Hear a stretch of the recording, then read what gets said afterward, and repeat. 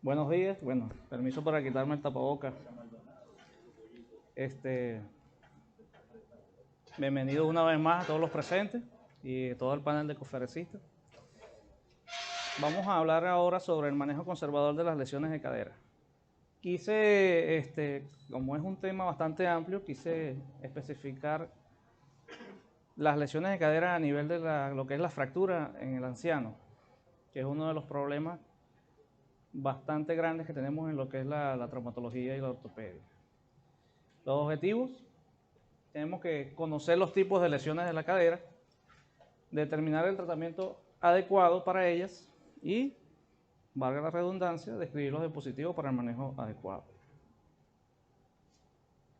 Hablando sobre la epidemiología, tenemos que las lesiones de cadera son intra y también extraarticulares, como ya explicaba el doctor Márquez, y la relación a nivel mundial es de 2 a 1 a nivel de lo que es el género femenino sobre el masculino, tomando en cuenta la mayoría de los 60 años.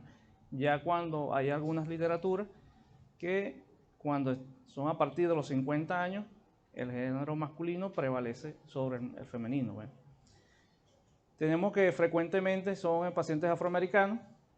El mecanismo del trauma es de baja energía. Están asociados hasta un 25% de mortalidad. Hasta el 93% de estos pacientes, como el mecanismo en la caída de su plan de sustentación, tenemos que todo está asociado a la osteoporosis. Esto actualmente ya existen hasta en muchos centros donde se maneja los pacientes osteoporóticos en vista de que las fracturas por fragilidad, la primera causa es la osteoporosis, siendo esta una epidemia actualmente a nivel mundial. Y a nivel de 1 de cada 20 hombres mayores de 50 años, como decía, sufrirán una fractura de cadera, ya esto en los hombres. Se espera que la incidencia de fracturas de cadera aumente. Ya están planteando en algunos países, están yendo más allá hacia el año 2050, donde ven que hay un aumento hasta de 300% en uno de los géneros en lo que son las fracturas de cadera en el anciano. Entonces, tenemos 4 objetivos en lo que es el desafío para manejar a un paciente de la manera conservadora. Tenemos que mantener vivo al paciente, es una de ellas, curar la fractura, reintegrar al paciente a sus actividades y evitar más fracturas. El manejo, como ya vienen planteando los conferencistas, lo que es el manejo multidisciplinario, ¿no? Tenemos que evaluar a estos pacientes, el ortopedista, el geriatra, el internista, fisiatría, también los anestesiólogos, enfermería, sí, un equipo grande de especialistas en el ramo que van a evaluar este tipo de pacientes, optimizando la urgencia, como estos pacientes por lo general tienen un estado hemodinámico inestable, tienen un desequilibrio hidroelectrolítico, el manejo del dolor es muy importante y se habla que en pacientes que tú no vas a operar en unas primeras 48 horas deberías realizar lo que es la tromboprofilaxis. Es uno de los temas más controversiales en traumatología, la tromboprofilaxis. Tenemos que identificar factores de riesgo. Muchos de estos pacientes se ha visto que las complicaciones a largo plazo, y es una sorpresa para algunos, que una de las primeras complicaciones son la demencia y el delirio, no son las neumonías o cardiopatías. Tenemos que son estas. Más el segundo, la úlcera por presión, seguido de la neumonía y las cardiopatías. Entonces, la toma de decisiones, cuando nos llegan este tipo de pacientes, tenemos que plantearnos si el tratamiento puede ser ortopédico o quirúrgico. Tenemos que considerar la edad cronológica del paciente, el estado funcional, todo lo que estábamos conversando con el doctor Márquez, la marcha intradomiciliaria, extradomiciliaria, los beneficios a nivel del estado físico del paciente, y tenemos que evitar lo que son las fracturas. Existen unas escalas para evaluar el estado prefractura. Actualmente lo que es la escala de ASA o la Sociedad Americana de Anestesiología, en donde lo distingue en 5 grados. En grado 1, que está normal para su edad. El tipo 2, leve enfermedad sistémica. El tipo 3, graves enfermedades sistémicas. tipo 4, graves enfermedades sistémicas con amenaza vital del paciente, y el quinto grado es moribundo. También hay escalas a nivel del estado funcional. Tenemos que en el grado 0 no precisa nada, el tipo 1 o grado 1, la ayuda ocasional con uso de un bastón, en la tipo 2 con 2 bastones la ayuda, en la tipo 3 con el uso de andadera, y el tipo 4 cuando es paciente que está encamado o en silla de ruedas. También evaluamos el estado mental del paciente.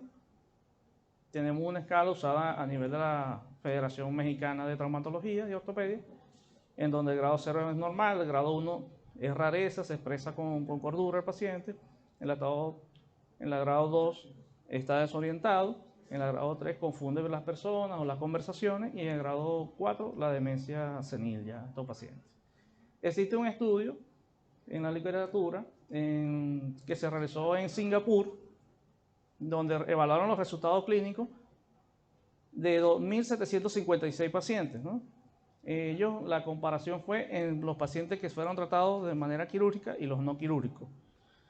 El propósito del estudio, que le traigo a colación, fue evaluar el estado biológico de este tipo de pacientes ancianos con fracturas de cadera, tratados de manera quirúrgica y no quirúrgica. Los métodos se tomaron 2.756 pacientes, en donde fueron llevados 6 años, y el 26.4% de los pacientes, 26.4% no fue quirúrgico, o sea, fueron los pacientes que fueron tratados con tracción esquelética. Fue la única en estos pacientes. Las causas de no ser tratados no quirúrgicos fueron pacientes que referían no ser llevados a mesa operatoria.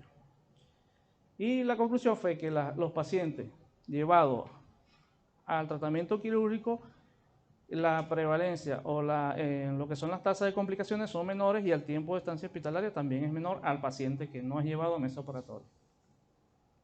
Entonces el objetivo ideal sería guiar a estos pacientes, ¿no?, a una consolidación de la fractura de una manera adecuada para poder reintegrar este tipo de pacientes. También nos enfrentamos a estados hemodinámicos con los pacientes. Pues hay pacientes que no podemos, por ejemplo, cuando nos llega la emergencia, nosotros pedimos las evaluaciones con medicina interna, cardiología, todo el equipo multidisciplinario, y si es un paciente que está inestable hemodinámicamente, y el estado cognitivo está deteriorado, es donde nosotros pensamos ya en un tratamiento conservador. Entonces, entre los objetivos tenemos curar la fractura, ¿no? Seguimiento multidisciplinario, como le dije. Existen dispositivos a nivel de la O, describen que los pacientes, para ser tratados de la manera conservadora, solo y únicamente cuando están en un centro, que no pueden ser resueltos, o también donde hay personas, o sea, el cirujano no está capacitado para resolver ese tipo de pacientes. Esas son las dos indicaciones que ellos tienen en la O, ¿no? Entonces, el paciente, cuando es tratado de una manera conservadora, es tratado con lo que es la tracción esquelética, de 6 a 8 semanas, y dependiendo de los cambios radiológicos que podamos ver, consolidación de la fractura, son manejados este tipo de pacientes. También el botín antirrotatorio, muchos lo deben utilizar, ya a otras personas no les debe gustar mucho, pero sí, este tipo de mecanismo ayuda a lo que es el tratamiento conservador. También está descrito la crioterapia por durante 5 días, la analgesia efectiva y multimodal, el control de comorbilidades, como ya sabemos, pacientes que siempre tienen su estado de hipertensión, diabetes, e incluso hay pacientes con estados hasta con nefrología afectados.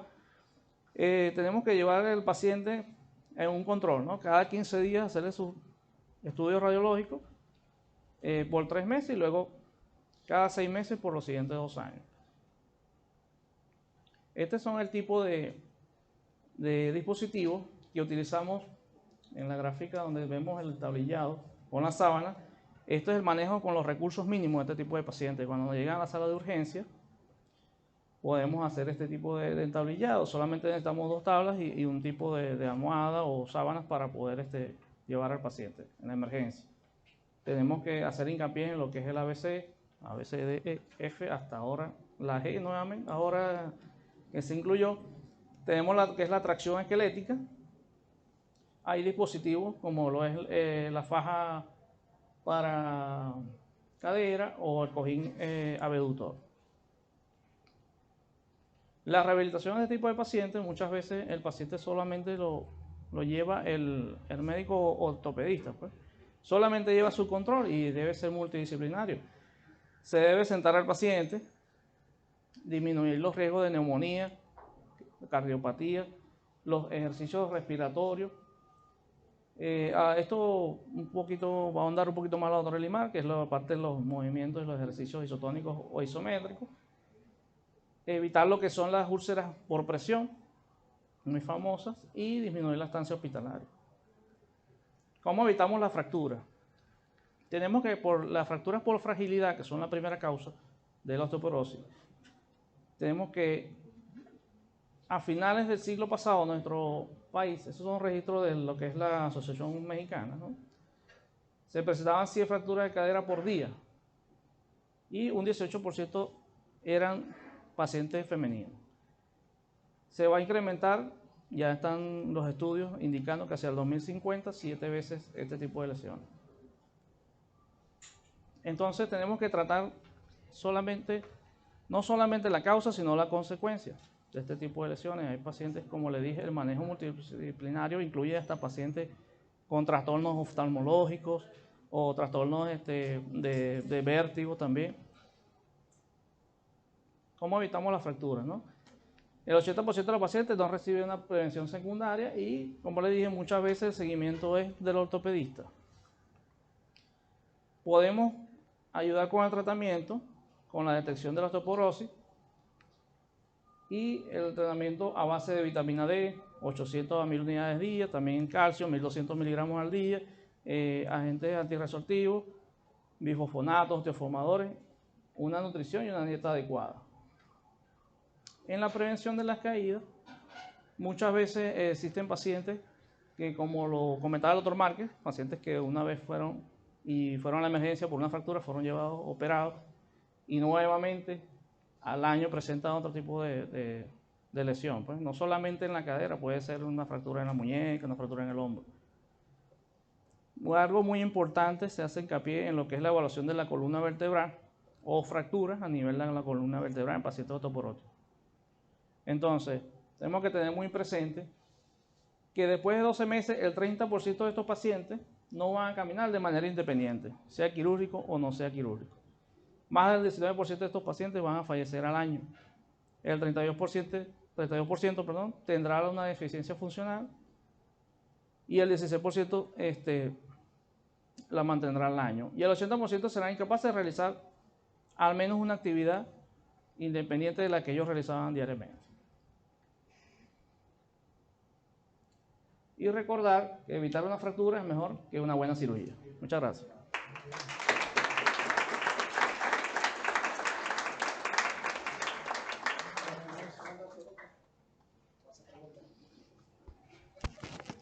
¿Alguna pregunta? Tenemos tiempo.